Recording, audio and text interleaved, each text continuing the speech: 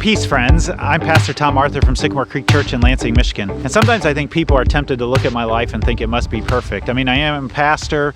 I've got a perfect marriage, right? And I've got 2 kids, no cats or dogs. I don't have a white picket fence, but I do have a decent house. This is the house actually that the church owns that I get to live in. Decent cars, decent clothes. You look at that and you think, man, Pastor Tom's got it all together. But I'd like to start this message today by telling you about the worst day of my life. In fact, the worst moment in my life. You see, in 2017, at the very end of that year, my stepmom was diagnosed with ovarian cancer. She was told she had 9 to 18 months to live. Now, if that wasn't enough, my stepmom was also the primary caregiver for my dad, who had Lewy body dementia. One day, my stepmom called me up and it was an SOS call. I'd never gotten an SOS call from my stepmom before. She said, Tom, I can't do everything I need to do to get prepared to die and to take care of your dad at the same time. She said, will you take your dad for a week and have him live with you so I can do these things? I said, of course. So I went down to Indianapolis where my parents lived, to my childhood home, and I spent a day cajoling my dad into coming up and spending the week with me here at our house. Now, if you had walked by our house that week, you would have looked just like this. Everything would have looked just fine, but inside that week was deteriorating slowly but surely. I ended up bringing my dad home a day early, and after spending that week with him and seeing just how bad things were, I decided I needed to help my stepmom even further, and so I wrote a letter of support for her bid for legal guardianship that went to my dad's doctor. When I got to my childhood home and gave it to her, she put it in her purse. Then a couple of hours later, we were sitting on the back patio of our house, and my dad came rushing in with that letter in his hand. Aha! He had found it. He confronted us. He confronted me. He impugned my motives. He told me that I was trying to just look like I was more holy than I was by doing this. Something about that got under my skin, and it got ugly real quick. Now, my dad had an excuse. He has dementia. I didn't have much of an excuse. My temper flared. I got right up in his face. We were chest to chest, face to face. I've never been like that with my dad before. It was so bad that my stepmom thought that we were going to come to blows, and she put her arms in between us and she pushed us apart from each other. And that's when the worst moment of my life happened. I wrote a poem about it. Here it is. Get out of my house. You're no son of mine, and never come back. Heat exploded from my dad's mouth 6 inches from my face, like the backyard grill left on too long before the spark ignites, singes past my eyebrows deep into my soul. Moments before I stood my ground, like I was a teen again, staring at Dad's silhouette at the top of the basement stairs, and the sound of him demanding I return to the kitchen. After walking away from a disagreement, my resolve dissolved. When I was 15, he wasn't mean, just raised his voice. At 44, he needed more. He went for the jugular, and the blood we shared spilled on the floor, an offering to the god of his paranoia.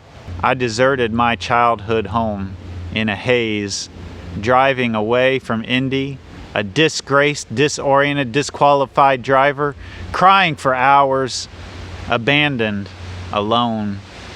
Countless hours of talking, years of therapy, working on being the best son I could become. Come to realize it was mostly my own damn distortions that needed undoing, not Dad.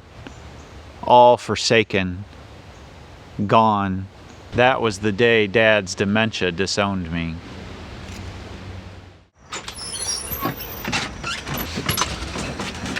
Here's what I want you to know today, that you are not the sum total of the worst moments of your life. That's the grace that I want you to hear today. Because of grace, the undeserved, unmerited, unconditional love of God, no failure has to be final, and no pain has to go to waste. God doesn't cause all things to happen, but God can use all things for God's glory. The same power that God used to raise Jesus from the grave, that same power can be applied to your worst moments, your biggest disgraces, your deepest pain, your most scathing shame. Hear the good news. Even our disgrace can be transformed by God's grace. We're going to go back to the worst day of my life a little bit later on, so hang on, all right? We're in a series called Long Story Short. It's based on a book by the same title by Dr. Joshua McNall. He's a professor at Wesleyan, Oklahoma University. And throughout this book and this series, we're looking at the Bible in 6 simple episodes. Episode number 1, creation.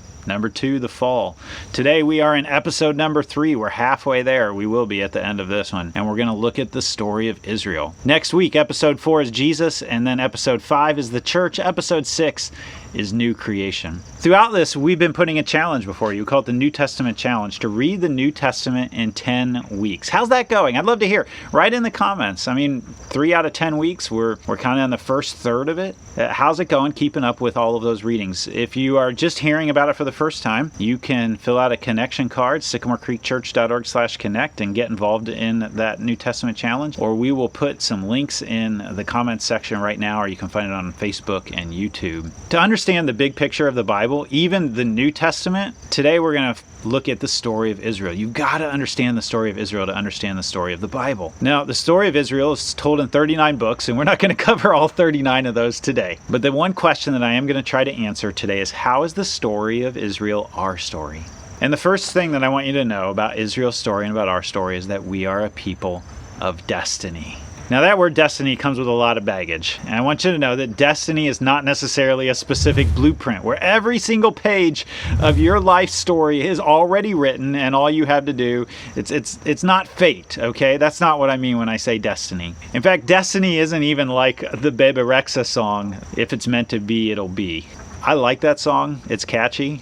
But the message of it is just really messed up. There's not one person that's right for you. There's not one job that's right for you. There's not one right house to buy or one right school. There's a lot of right options. In fact, I would say that destiny is more a general goal of peace and thriving. That's what the Bible calls shalom, or peace. I'd liken it more to a playground than a blueprint. You see, a playground, God's built this beautiful playground called the earth and creation. God doesn't really care whether you go play on the swing set or whether you go play on the slide. God is more interested that you stay inside the playground and is more interested in the way that you interact with others who are playing on the playground with you. And that's not to say that sometimes God doesn't say, hey, go over and talk to that person on the playground. But God takes great delight in you exercising your own freedom and your own joy and your own interests to go play on whatever part of the playground that you want to play on right now. Destiny is peace.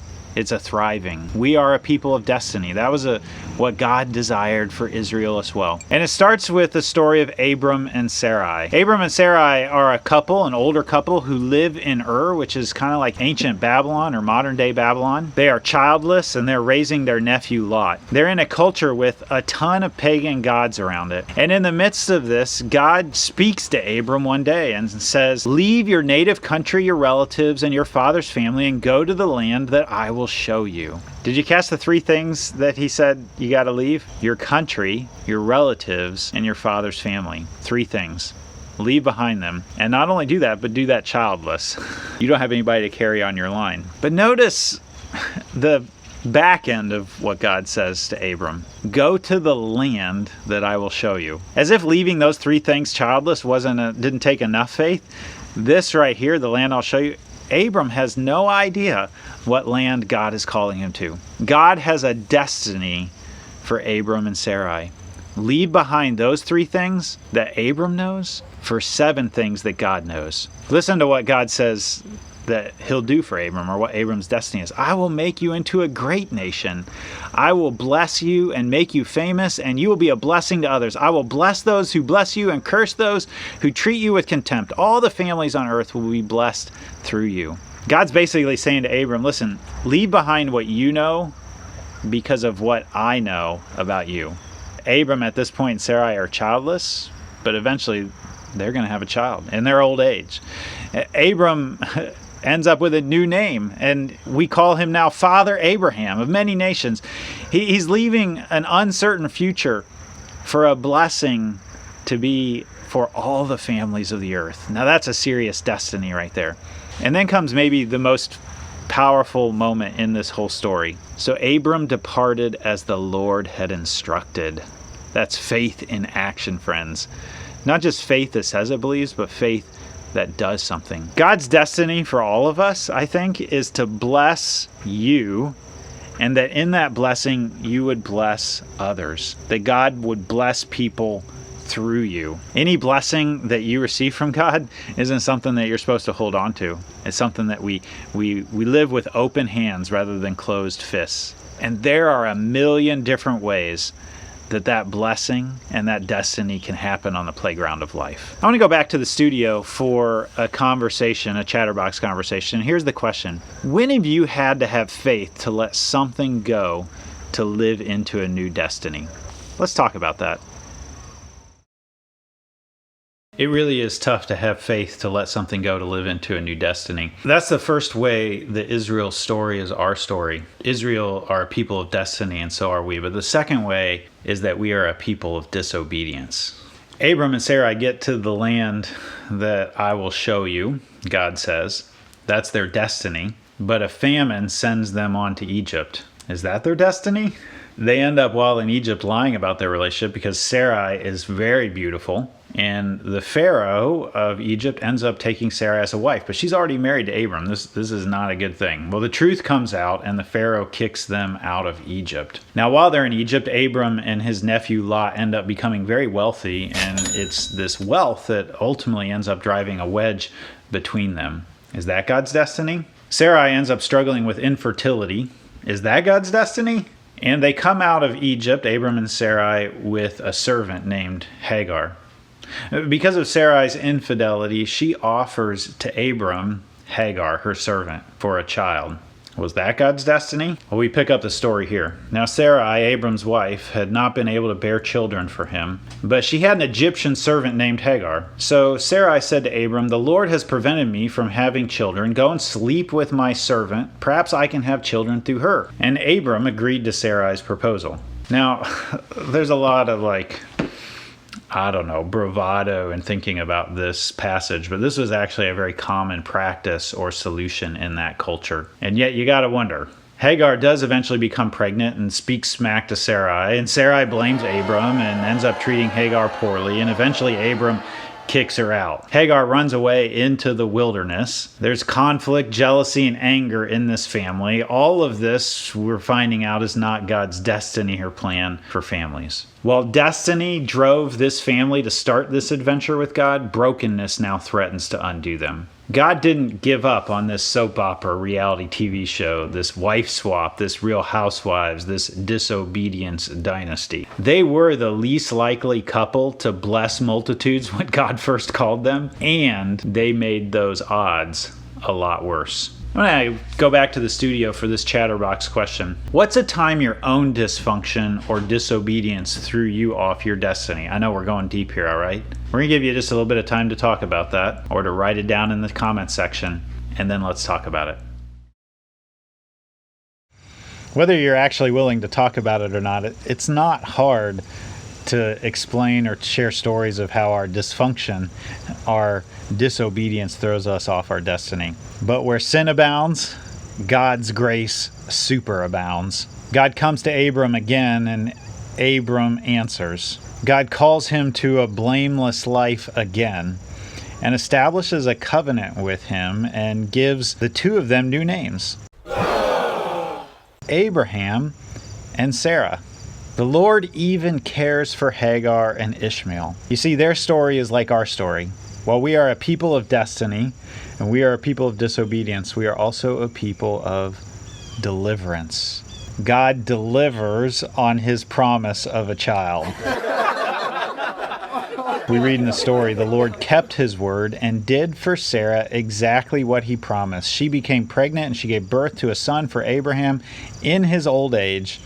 This happened at just the time God had said it would, and Abraham named their son Isaac. Now, the word Isaac is a pun in Hebrew that sounds very similar to a word for laughter. Isaac is named Laughter because the pregnancy came in impossible circumstances. But then God asks Abraham to take a step of faith that's almost inconceivable. God asks Abraham to sacrifice Isaac, to give up this thing that seems like the one thing that he had been wanting his entire life. And at the last second, God stays the hand of Abraham, and Isaac is not sacrificed. Now, to make a really long story short, Isaac ends up marrying Rebekah, The two of them have two kids, Esau and Jacob. Jacob wrestles with God and is renamed Israel. Israel literally means one who wrestles with God. Israel ends up having 12 sons who become the 12 tribes of Israel.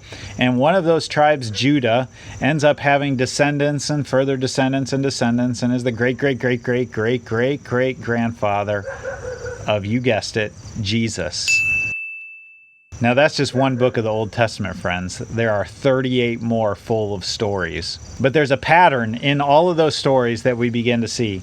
It's a pattern of destiny, disobedience, and deliverance. Destiny, disobedience, and deliverance. Destiny, disobedience, and deliverance. God is helping people to discover their destiny. Or people are disobeying God's call. Or God is delivering them yet again. It reminds me of the laundry instructions. Wash, rinse, and repeat. And then do it over again. In Jesus, we are grafted into this story of Israel.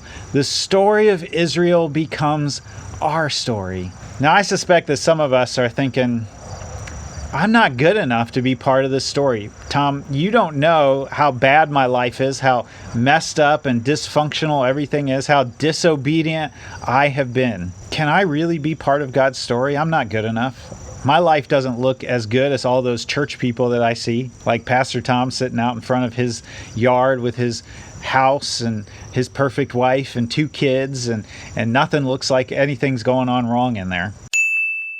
I think one of the mistakes that we make when we get into that way of thinking is that we compare what we do know about ourselves to what we don't know about others. We compare what we do know about ourselves to what we don't know about others. We see our own disobedience. We see our own dysfunction most clearly, but others' disobedience and dysfunction is often hidden. We think we can't be delivered like others are. One of the things I love about the Bible is that it doesn't hide the messed up lives of the heroes. It puts the dysfunction and the disobedience right out there for everybody to see it. Remember that God says to Abram, leave what you know about yourself for what I know about you. God knows you better than you know yourself. God specializes in delivering dysfunctional families into God's destiny. This all reminds me of what the Apostle Paul says. Paul was the first missionary of the church. He wrote many of the books of the New Testament, and one of those was a letter to the Corinthians. And in it, he said, remember, dear brothers and sisters, that few of you were wise in the world's eyes or powerful or wealthy when God called you. Instead, God chose things the world considers foolish in order to shame those who think they are wise. And he chose things that are powerless to shame those who are powerful. God chose things despised by the world, things counted as nothing at all, and used them to bring to nothing what the world considers important. As a result, no one can ever boast in the presence of God.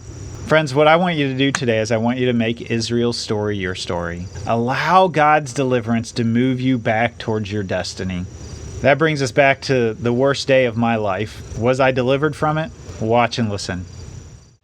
But next day, my stepmom called a second time, telling me the letter I drafted supporting her guardianship, the same letter Dad discovered that had dispatched my own disowning, echoed within Dad's demented brain without cessation, like a hallucination, narration, dictation, quotation, oration, negation, palpitation. He couldn't shake, but real, somehow dissipating the paranoia. He comes up for breath. My real dad, not the demented one, self-aware, realizes that he doesn't want to be the man he reads about in the letters on the page, doesn't want to disown his own soul or his son. Freely, willingly, hands over what he has been withholding for months. Wallet, driver's license, credit card, cash, keys, his freedom, all for the price of the loss of paradise on the worst day of my life, delivered from being disowned by my dad's dementia.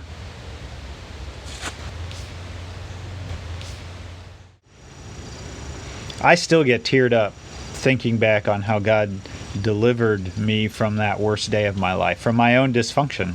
We are not the sum total of the worst moments of our life.